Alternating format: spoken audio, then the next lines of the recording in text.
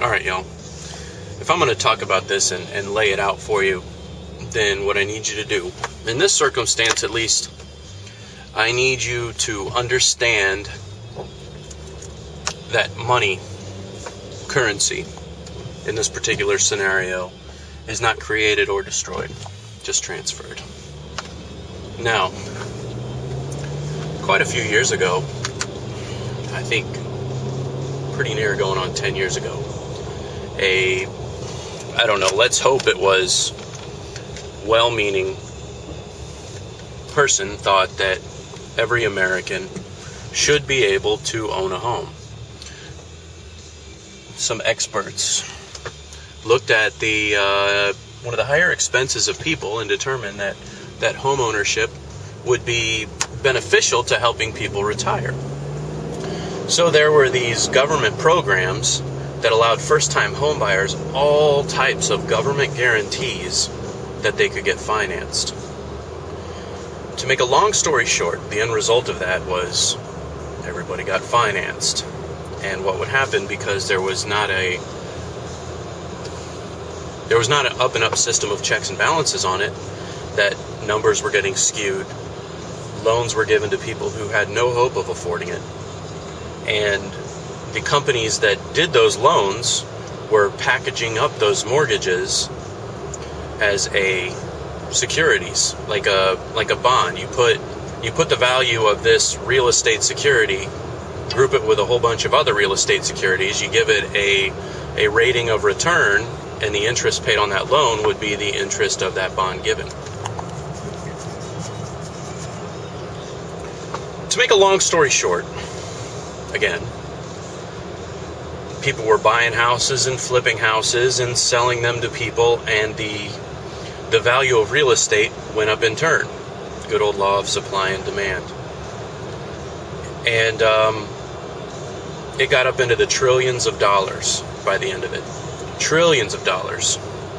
Well, because so many of these numbers were skewed and so many of these people were unqualified for the loan, these mortgages began to default. And as those mortgages began to default, people would, one, be trapped in their houses, they couldn't move, go to another job, so they sort of stagnated their productivity. Then it became even worse, and it snowballed into an upside down. Trillions of dollars are laid out there, set up as bonds, and just absolutely worthless. What they refer to, they being the economic people, refer to as toxic assets. Trillions of dollars. Where did that money come from? That money came from your deposits, the actual money, because it's not just created. I mean, in this scenario, money is created. However, in this scenario, let's say it's your savings deposit that actually goes out to pay for home loans in the long run. Trillions upon trillions of dollars. And because it was all out in those securities, which now became worthless, it just ended up putting the money in a position where it couldn't get an honest return back out of it again. So we are more or less dealing with right now a trillions upon trillions of dollar currency imbalance.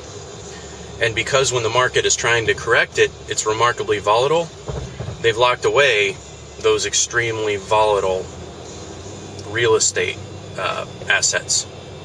That way those particular securities wouldn't just tank, and the thought was that it would just pull everything down, because a seemingly traditional investment now all of a sudden became remarkably toxic. The $60,000 question in all this that I know a lot of people wonder is, how long will it take us to recover for it, or is it at all possible? It's possible, but what it'll take is for the market to go on long enough for us to actually allow the value to settle to where it's supposed to be. You know, the market needs time to correct itself, and you have to let it correct itself, or else you're just putting in these different values, and who knows how they're really going to turn out. So Whose fault is it? Everybody's. From the banker that allowed that fuzzy loan to go through, to the person who knew, and the information's out there, who knew that they couldn't afford that mortgage. Was the TARP bailout necessary? Well, remember those trillions of dollars I was telling you about? That money was gone. Now, what's the result of coming up with trillions of more dollars to replace those trillions of dollars that are down? Is there's a lot of money out there. So when somebody talks about the potential for crazy inflation, there's a lot of money out there, and I don't know. So there's the rundown, and I don't know. That's all there is to it.